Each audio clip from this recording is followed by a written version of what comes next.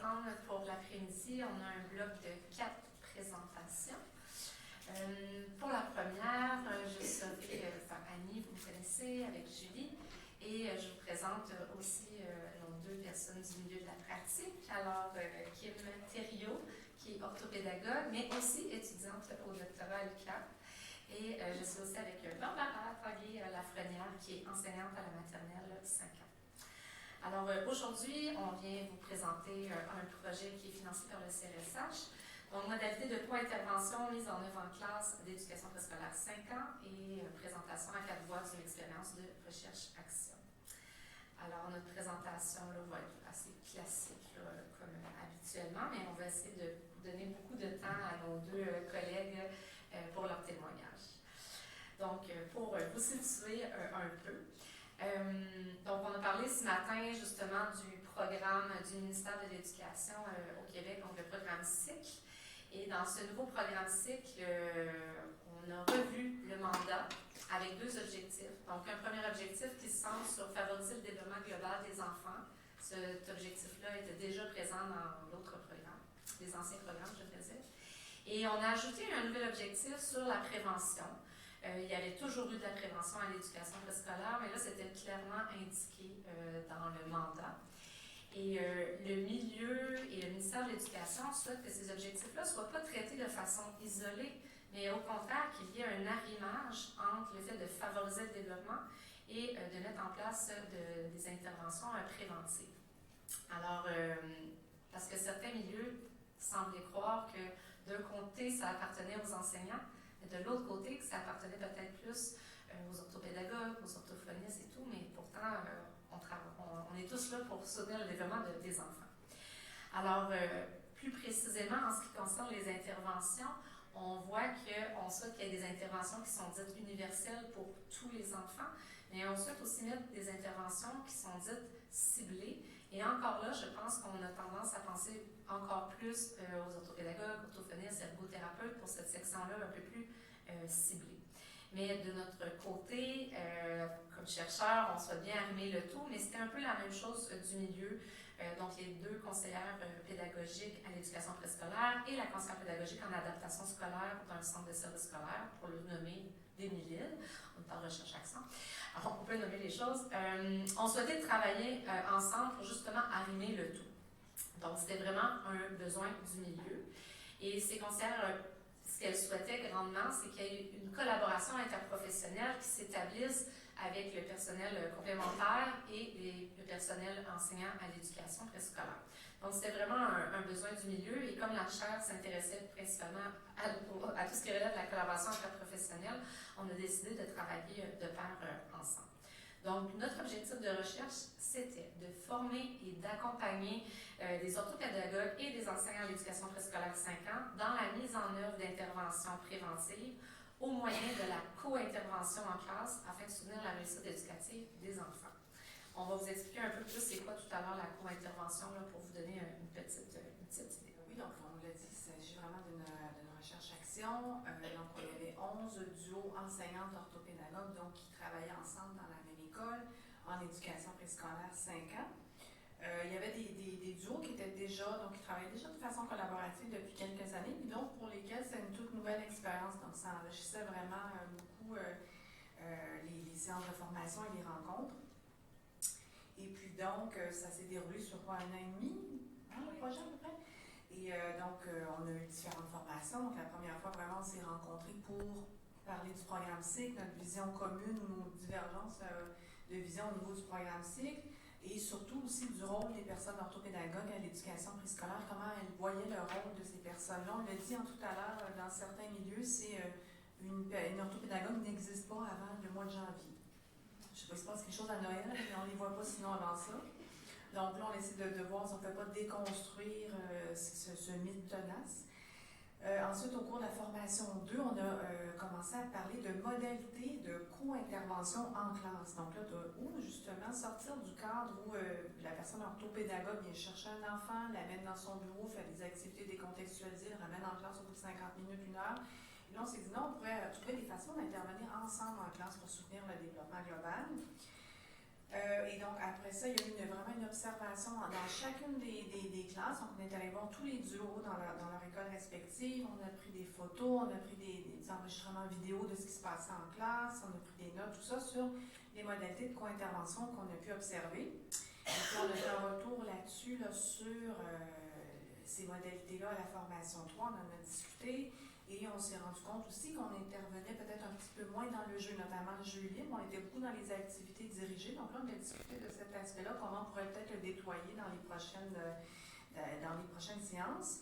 Et donc, il y a une seconde observation par la suite, et encore là, comme la première observation, là, de façon de collecter les données. Puis ensuite, à la fin du projet de formation, on a fait vraiment une rencontre bilan, un retour sur les observations, vraiment un bilan de groupe, qu'est-ce que ça avait apporté, le projet de recherche, à la fois pour les enseignantes, mais aussi pour les orthopédagogues et leur façon de collaborer ensemble. Comme l'a mentionné Julie, habituellement, les orthopédagogues n'avaient pas l'habitude d'intervenir directement en classe. Et c'est ce qu'on souhaitait leur proposer. On s'est rendu compte qu'il y avait comme rien. Alors, on a dû s'inspirer du co-enseignement en contexte primaire dans un premier temps.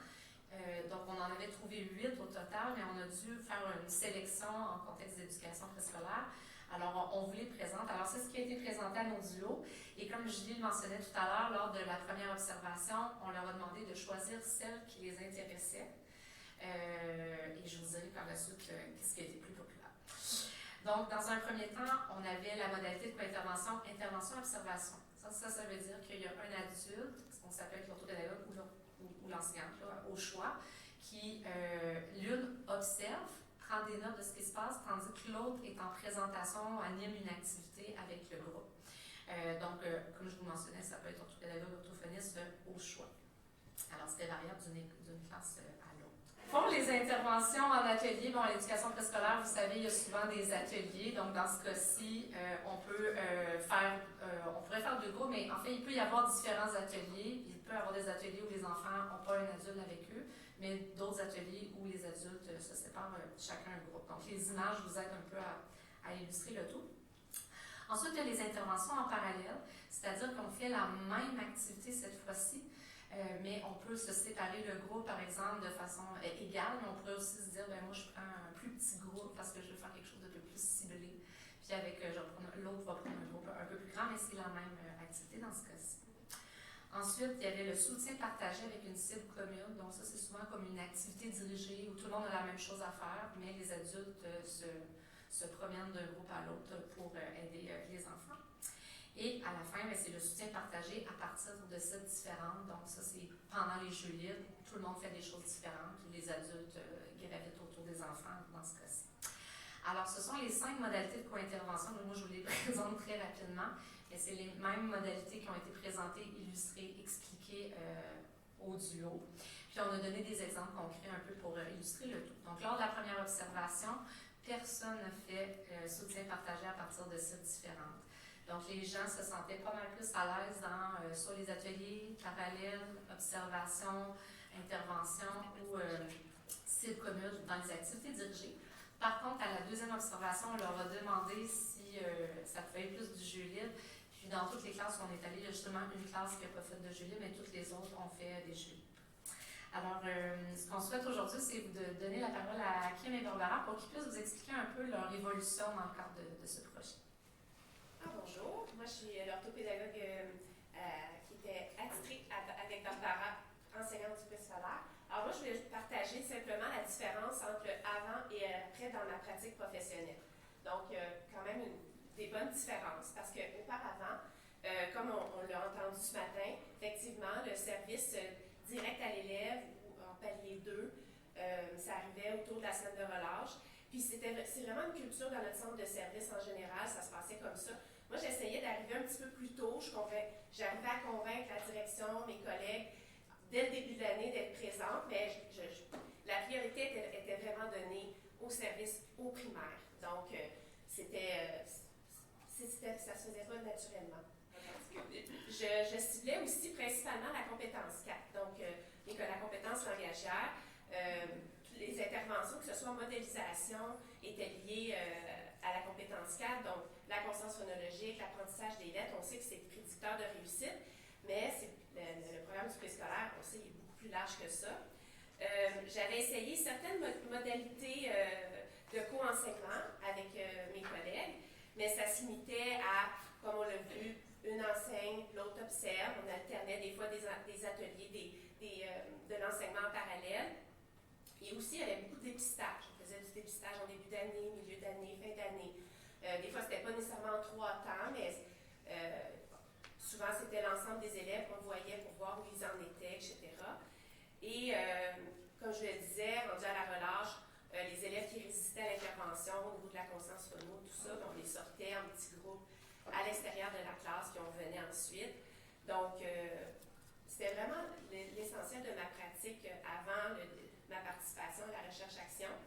Et maintenant, depuis 1 an et demi, ma pratique a vraiment changé au niveau du préscolaire. Maintenant, je suis en classe dès le début de l'année. J'ai mis deux moments dans ma semaine pour aller dans chacune des classes. J'essaie d'intervenir au niveau des 5 domaines du programme d'éducation préscolaire. J'ai mis les fonctions exécutives parce que j'aimerais intervenir davantage à ce niveau-là éventuellement. C'est comme un souhait que j'ai. Aussi, je n'ai pas fait de dépistage cette année. On consigne nos observations ensemble. On les connaît très bien, les élèves, quand on est dans la classe 2 fois par semaine, donc c'est plus nécessaire. Et donc, on a essayé des nouvelles configurations de co-enseignement. Et donc, je suis présente aussi plus souvent chaque semaine. Je voulais montrer aussi rapidement un outil de consignation qu'on a développé pour chacun des élèves. Alors, ensemble, au lieu de le faire séparé, avant c'était séparé, bien là, on consigne nos observations dans le même tableau, dans le même outil, des forces et des défis pour chacun des élèves. Donc, c'est très aidant pour avoir nos observations communes, puis quand elles sont rendues à produire les bulletins, avoir des observations, bien, c'est très aidant. Puis, j'ai aussi un outil de planification pour planifier nos périodes de co-enseignement. On a eu la chance d'être libérés dans notre milieu à différents moments dans l'année pour planifier les moments où j'étais pour être en classe. Et puis, on essaie de rendre tout ça flexible aussi, d'être pas trop rigide, puis d'y aller en fonction des besoins de chacun des groupes, mais on s'assoyait, les 3 enseignantes et moi, pour faire cette planification. Donc, plusieurs changements, mais ça a été très, très bénéfique. J'adore travailler de cette façon-là. Mon tour, de mon côté, là, c'est tout un défi pour me lancer d'essayer de synthétiser, ce qui n'est pas ma force en soi, en tant qu'enseignante, on me dit tout le temps, on parle beaucoup trop, mais de synthétiser en 5 minutes toutes les retombées là, que cette recherche-action-là a eues dans notre milieu. Il y en a beaucoup qui ont déjà été nommés ce matin, alors j'essaie d'y aller à l'essentiel, mais point majeur, là, c'est le levier que cette recherche-action-là a apporté dans notre milieu pour avoir les moyens de mettre en place ce qu'on avait en tête, mais on se battait un peu avec nos directions qui ne voyaient pas la plus-value d'une orthopédagogue au préscolaire, encore moins au mois de septembre, et même des fois de nos collègues, sans aucune malveillance, mais des fois en réunion, c'était déjà arrivé que quelqu'un dise « Ah, quoi, l'orthopédagogie, vous avez de l'orthopédagogue au préscolaire, comment ça se fait? » Donc, cette recherche-action-là a comme apporté des données probantes, et là, c'est plus dur pour nos directions, nos équipes, de dire « Ah, non, l'orthopédagogie, on n'en mettra pas dès septembre. » Donc ça, vraiment, merci, parce qu'on a enfin les moyens de mettre en action toutes nos idées qu'on avait déjà en tête, mais que ce n'était pas possible. Je vous dirais, qu'est-ce que ça a changé aussi, c'est notre collaboration. La fréquence, assurément, mais aussi la nature. Parce qu'il faut dire que par les années passées, quand Kim venait, non pas de par sa personnalité, mais de par son mandat, elle avait un mandat de travailler sur la compétence 4, qui était la compétence langagière, et de faire du dépistage. Puis ça, mais veut pas, ça amenait une espèce de planification globale qui était commune à tous nos groupes, à nos 3 groupes, même s'ils étaient très différents. Donc, quand elle arrivait, je me disais, je ne suis peut-être pas tout à fait rendue là. Donc là, maintenant, notre collaboration, c'est vraiment un échange ensemble qui bonifie nos pratiques, qui bonifie les activités qu'on fait en soi. Ensuite, j'essaie de dire rapidement, j'avais dit, je ne suis pas sceptique.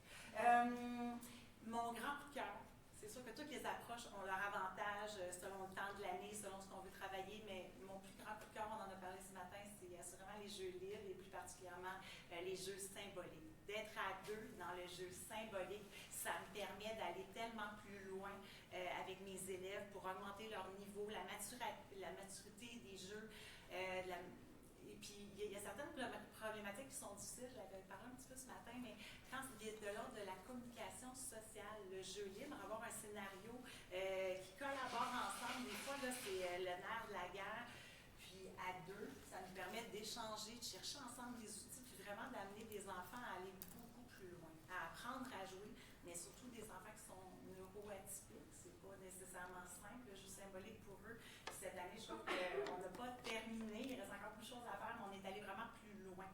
Donc ça, c'est vraiment une plus-value. Puis je dirais aussi le mot efficience. La présence de Kim en jeu libre, en jeu symbolique, c'est une présence qui ne nécessite pas beaucoup de temps de planification, mais qui nous permet d'être concrètement présent avec l'élève. On parlait ce matin à sa hauteur, être dans le jeu, être présent, vraiment leur montrer et d'être vraiment avec eux, plutôt que de passer des heures en photocopie, classification, découpage. On saisit les opportunités, hein? C'est voilà, ça, c'est le mot à la mode, mais c'est vraiment ça, c'est vraiment vrai. Puis Oui. c'est tellement populaire je suis obligée de restreindre les places avec Kim en jeu parce que les élèves sont tellement contents. Puis certains élèves qui sont réfractaires aux apprentissages, bien, se font prendre au jeu. Alors, j'ai en tête un petit coco l'année passée qui, dès qu'il sentait qu'on était en posture, lui enseigner quelque chose, il vous désaffectait, il pouvait rentrer en grande colère. Mais quand Kim m'a amené en jeu symbolique, il oubliait tout. Puis c'était comme magique. Ça passait. Oui, ça rayonne encore cette année. Cet enfant-là, on est capable de l'amener plus loin. Je pense que j'ai fait le tour. On voulait terminer en nommant des conditions qui sont essentielles pour mettre. C'est beau tout ça, c'est fantastique, on adore ça, mais ça prend des conditions gagnantes. Évidemment que ça prend de l'ouverture de tout le monde dans l'école, des collègues. Ça prend une envie de collaborer. Et je vais rajouter aussi des valeurs communes. Il faut croire à l'inclusion, à la collaboration, mais aussi à l'importance du jeu dans les apprentissages. Puis je dirais, on est dans un monde de fou, hein, où tout va vite, où notre to-do list, elle est immense. Puis des fois, moi je viens d'un milieu alternatif à la base, puis on avait une valeur commune qui était une petite citation qui disait « Seul, on avance beaucoup plus vite, mais ensemble, on va beaucoup plus loin. » Puis je veux vous remercier parce que cette recherche-action-là, c'est vraiment dans cette essence-là. Puis ça a vraiment bonifié ma pratique, la nôtre. Puis je pense qu'on ne l'a pas dit, mais Kim fait rayonner cette recherche-action-là auprès des autres degrés dans l'école. Puis c'est tranquillement, on a des idées Nous, on a l'idée d'essayer de rayonner sur nos collègues de premier cycle tranquillement pour essayer de réduire l'écart dont on avait parlé ce matin, entre autres, maternelle, première et deuxième, tout ça. Alors, merci. Vraiment, c'est un gros plus. On espère qu'il va en avoir de plus en plus avec la commission scolaire, de la seigneurie des Mélisses, s'il y en a d'autres qui cherchent des commissions scolaires pour faire des projets. Merci. Merci beaucoup. Donc, en conclusion, je pense que je n'ai pas grand-chose à rajouter. J'ai 1 minute. Donc, vraiment, on le voit qu'elles ont témoigné de ce que je pense qu'il aurait pu être témoigné par plusieurs de nos duos. C'est vraiment d'avoir découvert et mis en pratique des nouvelles modalités de co-intervention. Donc, le mettre en action, après ça leur permet de le répéter, de le refaire. Et donc, on est passé aussi, comme on le disait tout à l'heure, d'une observation qui servait vraiment au dépistage, là, de façon générale. J'aime pas ce mot-là, mais en tout cas. Et là, on est passé vraiment à une observation pour soutenir le développement global des enfants, donc dans tous les domaines de développement, pas juste le développement engagé. Puis, donc, les interventions en classe, comme on l'a dit, sont beaucoup plus fréquentes plutôt que de sortir les enfants de la classe. Donc, on est dans leur contexte naturel, on arrive à aller chercher, c'est rassurant pour les enfants. Et donc, on arrive à aller chercher même des enfants qui, on l'a dit, on pourrait avoir certains défis, particulièrement en contexte de jeu. Puis finalement, c'est vraiment de voir que, en fait, de mettre en place des interventions universelles dès le début de l'année scolaire, c'est gagnant pour le reste de l'année. Je termine là-dessus. Donc, merci à Kim et Barbara pour être venus présenter leur témoignage.